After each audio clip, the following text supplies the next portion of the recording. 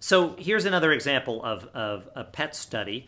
They found that when like you just listen to words, right? Just listening to words, for example, you're going to see activation in sort of temporal cortex and Wernicke's area. These are areas that we'll discuss later when we talk about language.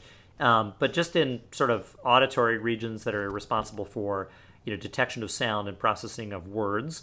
And then if you just passively view words, right, you're going to see activation in visual cortex and occipital lobe, right?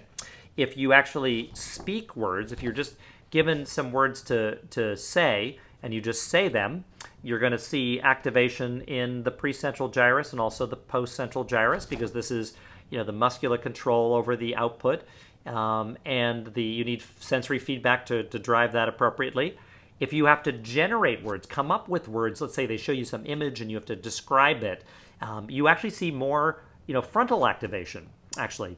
So again, PET is a technique that can give you information about, functional information about what areas of the brain are involved in which types of cognitive processing or tasks, right? Which sort of behavioral tasks. And there are advantages to it, right? I mean, it gives you better pictures. It's not the best pictures, but it gives you better pictures than an EEG, right? There are some disadvantages, of course, too. For example, it's not measuring actual neuronal activity. It's not measuring action potentials.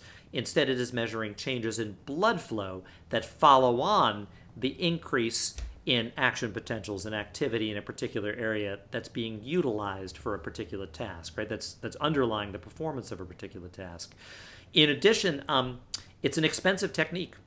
It requires the presence of a nuclear reactor. In fact, there's a PET scanner at Reed College in southeast Portland, which means that there is a small nuclear reactor on campus, because you got to, basically generate something radioactive that'll decay rapidly, so you don't have a lot of time, to transfer it from a long distance.